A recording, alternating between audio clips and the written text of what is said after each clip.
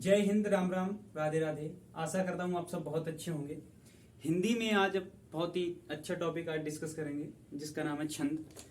छंद में ये पूरी वीडियो आप बड़े ही ध्यानपूर्वक देखें, आपके जितने भी डाउट होंगे सारे क्लियर हो जाएंगे। और छंद में जब आप मात्रा लगाना सीख जाएंगे, आज हम सीखेंगे कि छंद में मात्रा कैसे लगाई जाती है। अगर आप छंद में मात्रा लगाना सीख जाएंगे, उसके बाद कोई सा भी छंद होगा आसानी से आप पहचान सकते हैं कि किसी भी काव्य में कौन सा छंद दिया गया। तो आइए स्टार्ट करते हैं। पूरी वीडियो को बड़े ही ध्यानपूर्वक देखना है और देखेंगे आज किस तरह पहली बार कोई भी किसी भी कितना भी कठिन शब्द होगा आसानी से आप उसमें मात्रा लगा सकते हैं। तो सबसे पहले छंद होता क्या, इसकी डेफिनेशन देखें। तो छंद ही मैंने लिखा है कि नियमबद्ध काव्य को छंद कहते हैं। इसका मतलब ये है कि किसी भी काव्य को लिखने के लिए क्या होना चाहिए, एक नियम होना चाहिए। और वही नियम क्या कहलाता है, वो नियम कहलाता है छंद।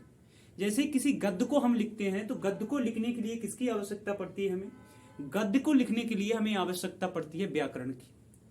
इसी तरह जब कोई छंद लिखते हैं तो हमें किसकी आवश्यकता पड़ती है, कोई काव्य लिखते हैं तो उसके लिए हमें किसकी आवश्यकता पड़ती है, काव्य लिखने के लिए हमें आवश्यकता पड़ती है छंद की। तो कह सकते हैं कि जो गद्य का नियामक होता है, नियामक का मतलब जिसके बंधन में गद्य बंधा हुआ होता है, वो क्या होता है, व्याकरण होता है।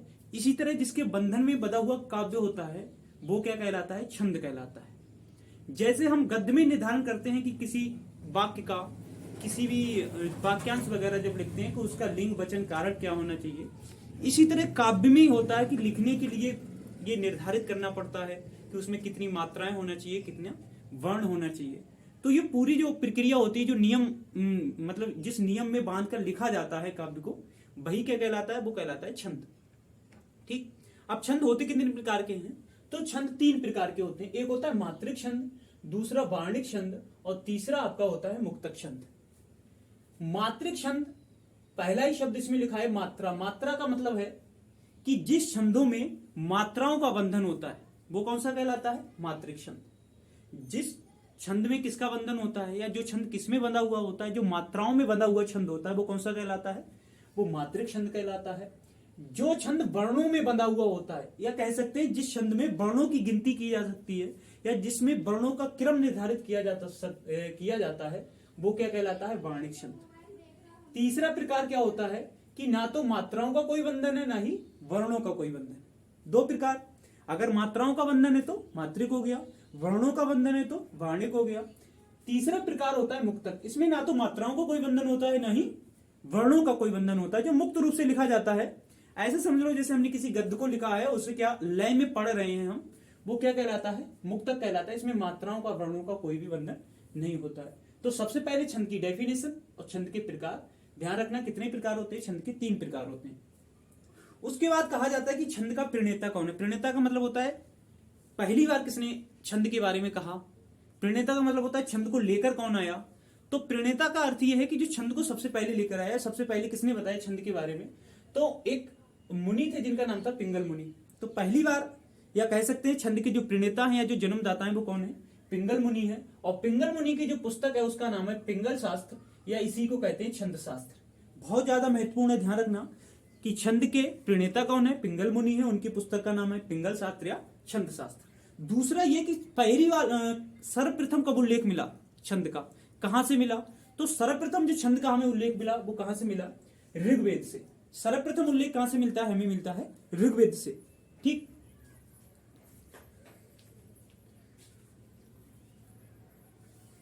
प्रथम बार कहां से उल्लेख मिल रहा है, हमें ऋग्वेद से उल्लेख मिल रहा है।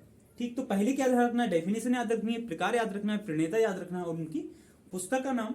और अगला क्या कि पहली बार उल्लेख कहां मिल रहा है, तो पहली बार हमें इसका उल्लेख मिल रहा है ऋग्वेद में। ठीक।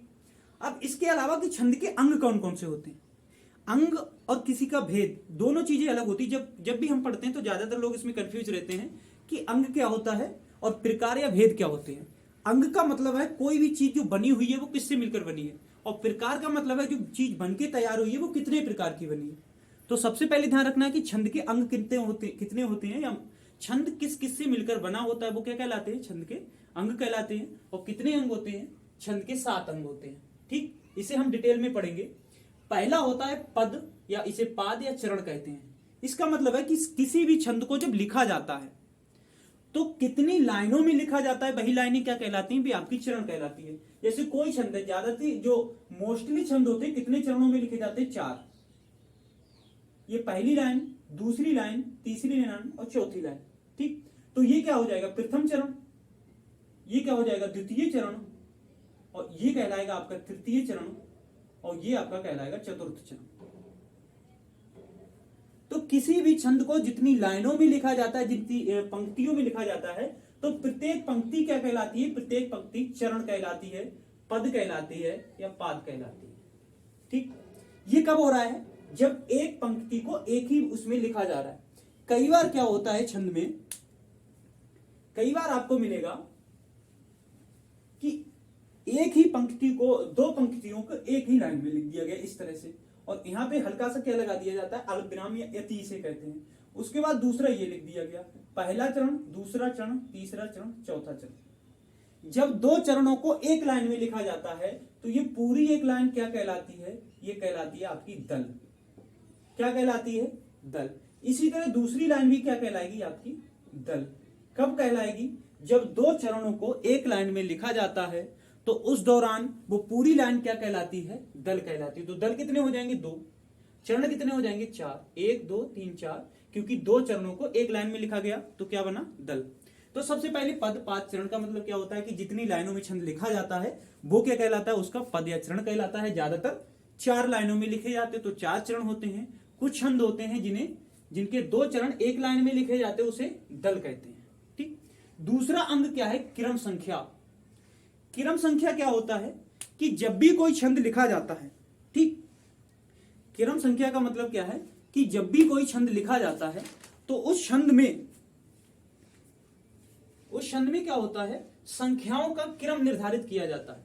ठीक, संख्याओं का क्रम, संख्याओं की गिनती की जाती है और वर्णों का क्या किया जाता है? क्रम निर्धारित किया जाता है। जैसे आगे पढ़ेंगे आप कई प्रकार के, जैसे हमने मात्रिक छंद पढ़ा है तो मात्रिक में 3 प्रकार होते हैं, आगे डिस्कस करेंगे। मात्रिक में 3 होते हैं, सममात्रिक, अर्धसममात्रिक और विषम मात्रिक। किसके आधार पर? संख्याओं के आधार पर। तो संख्या किसका निर्धारण किया जाता है? मात्राओं का। और क्रम किसका निर्धारित किया जाता है? वर्णों का।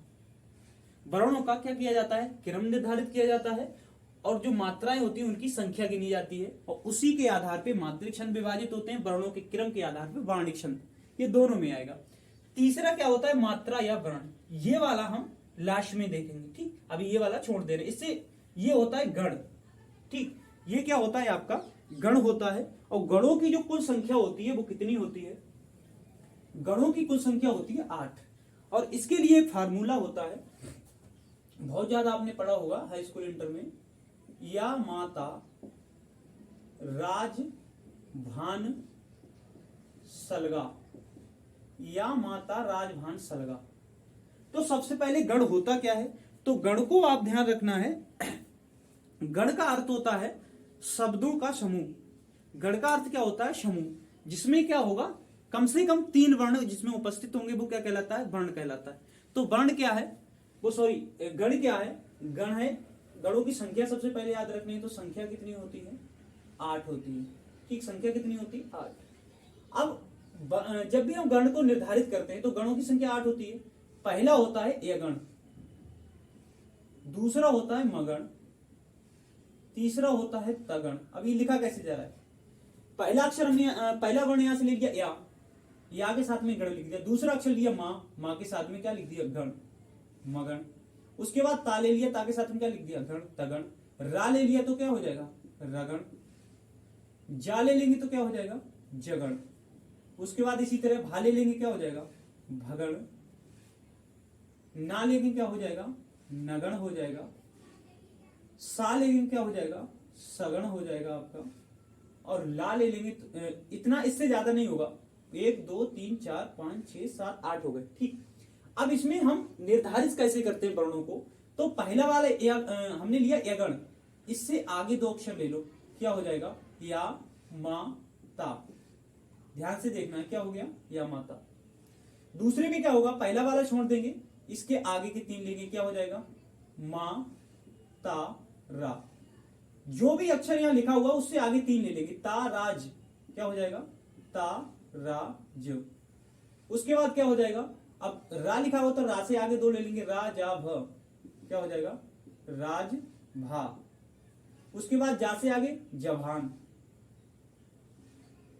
इसी तरह ना से आगे क्या हो जाएगा, भा से आगे भानस।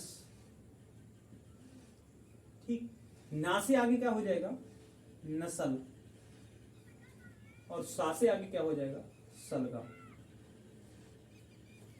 अब अगर आप इस पे मात्राएं देखें तो या है एक मात्रा, माँ है दो मात्रा, क्योंकि इस पे मात्रा लगी हुई है। इसी तरह इस पे दो दो दो दो,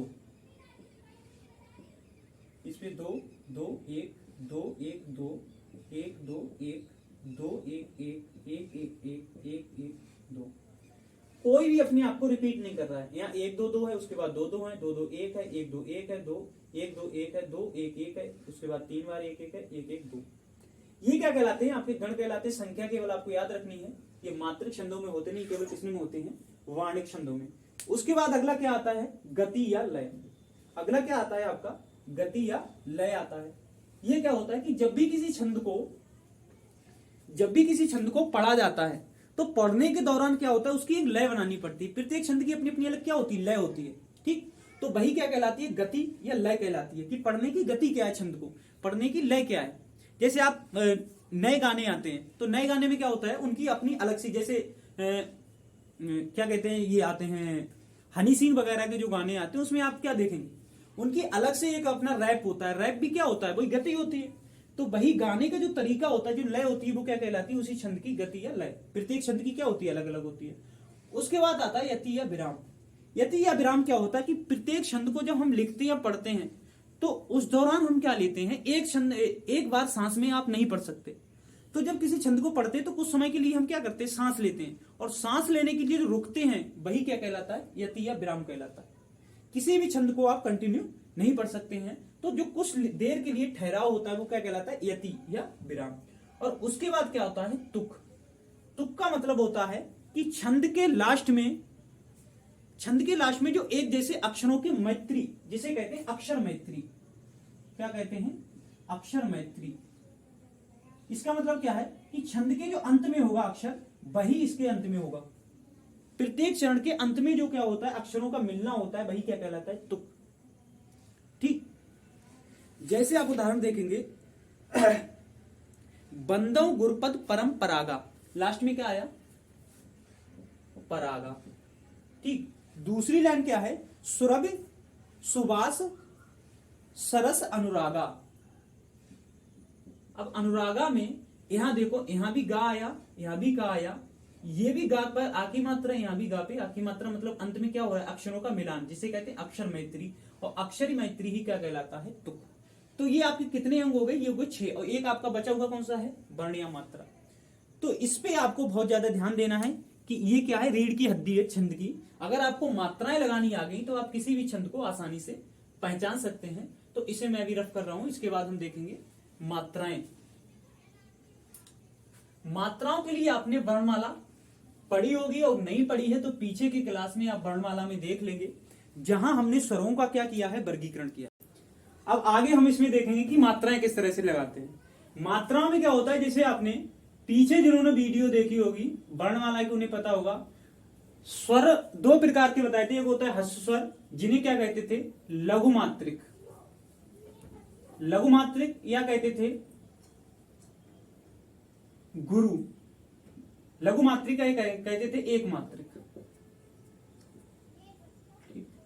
दूसरे कौन से थे, दूसरे थे दीर्घ, दीर्घ स्वर या गुरु स्वर या द्विमात्रिक। ठीक, ह्रस्व स्वर में कौन कौन से आते थे, तो ह्रस्व स्वर में जो स्वर आते थे वो थे एक तो छोटा वाला आ, ई, उ और रे। दीर्घ में कौन से आते थे, इसमें आ जाएगा बड़ा आ, बड़ी ई, बड़ा उ, ए, ओ, औ, अंग और आ। अब आपको ये ध्यान रखना है कि जब भी ये स्वर कहीं आ जाए किसी भी छंद में या इसकी मात्रा आ जाए तो उसकी जो मात्रा होती है वो कौन सा कहलाता है लघुमात्रिक। क्या कहलाता है लघुमात्रिक। और लघुमात्रिक को निर्धारित किससे करते हैं, एक पाई। किससे निर्धारित करते हैं, 1 पाई। दूसरी कंडीशन क्या होगी, या तो इनमें से कोई स्वर आ जाएगा दीर्घ स्वर, या फिर ये किसी व्यंजन के साथ में जुड़ा हुआ आएगा, तो क्या कहते हैं, उसे कहते हैं गुरुमात्रिक। और गुरुमात्रिक को किससे निर्धारित करते हैं, जो दीर्घ चिन्ह होता है उससे निर्धारित करते हैं। ठीक, जैसे अगर कहीं लिखा हुआ है का, कितनी आएगी इसकी, 1। अगर कहीं लिखा हुआ है की का लिखा है, कौन सी मात्रा है, ई की, कितनी आएगी, 1। इसी तरह अगर सिंगल ई आ जाएगी तब भी कितनी आएगी, 1। ठीक, अगर कहीं आ जाए की, बड़ी की मात्रा लगी तो कितनी आ जाएंगी, कौन सी मात्रा लगी, स्वर, दीर्घ स्वर की, तो कितनी आएगी, 2। इसी तरह कितनी लगी, कु, इस तरह से लगा तो कितनी आ जाएगी, 2 आ जाएगी। ठीक, इसी तरह से कोई भी आ जाए इनमें से, जैसे अनुस्वार कहीं लगा हुआ है का, कितनी आ जाएगी, 2। विसर्ग लगा हुआ है, कितनी आ जाएंगी, 2। तो इनमें से कोई स्वर आ जाए या किसी स्वर की मात्रा आ जाए किसी व्यंजन पे, तो कितनी लगेगी, 1 मात्रा लगेगी। इनमें से कोई स्वर आ जाए या इनकी मात्रा किसी व्यंजन पे आ जाए, कितनी लगेगी, 2। बहुत आसान है, कुछ नहीं करना। ध्यान आपको क्या रखना है, जो स्पेशल कंडीशंस होती हैं कुछ, वो आपको ध्यान रखनी है। स्पेशल कंडीशंस क्या होती हैं कि जब भी कहीं संयुक्त वर्ण आएगा या संयुक्त अक्षर आएगा, संयुक्त क्या होता है, जैसे आधा ता लिखा है या लिखा है, ये क्या कहलाता है, संयुक्त। इसमें स्पेशल कंडीशन क्या होती है, जैसे लिखा हुआ है सत्य। अब सत्य में क्या होगा, इसकी 1 मात्रा आनी चाहिए नियम जो अनुसार, इसकी कितनी आनी चाहिए, 1। लेकिन नियम क्या कहता है कि जब भी संयुक्त आता है तो उससे पहले वाले की मात्रा कैसी हो जाती है, डबल। मात्रा कैसी हो जाती है, डबल हो जाती है।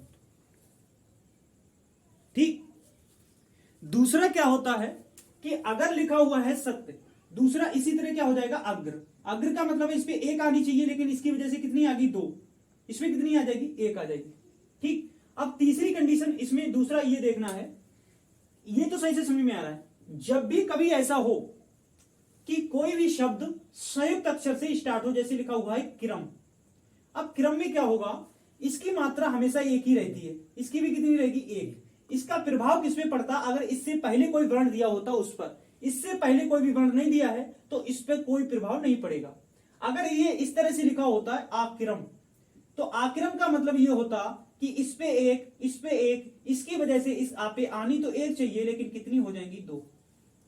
तो संयुक्त का प्रभाव किसमें पड़ता है, उससे पहले वाले पे, उसके बाद वाले पे कोई प्रभाव नहीं पड़ता। दूसरी क्या, कि जब भी कोई शब्द संयुक्त से स्टार्ट हो रहा है तो उसकी मात्रा हमेशा कितनी रहती है, 1 रहती। ठीक, एक स्पेशल कंडीशन। दूसरी स्पेशल कंडीशन क्या होती है कि जब भी कोई वर्ण हो जिसपे हलंत लगी है, जैसे एक शब्द लिखा मैंने राजन।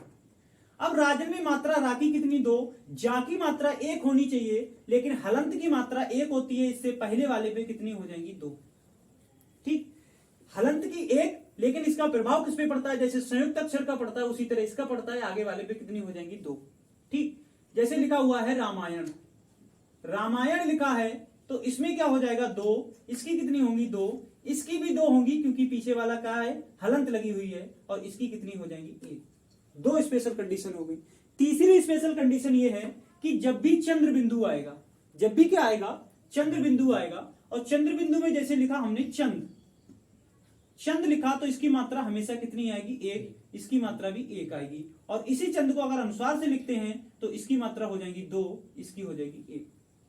तो ये आपको मात्राएं आशा करता हूं लगाना सीख गए होंगे। और जो आगे वाली वीडियो होगी उसमें हम क्या करेंगे, उसमें छंदों के जो प्रकार हैं और उनको कितने प्रकार से वर्गीकृत किया गया है और उनके जो महत्वपूर्ण उदाहरण है वो देखेंगे। अगर वीडियो समझ में आए तो लाइक शेयर सब्सक्राइब जरूर करें। जय हिंद।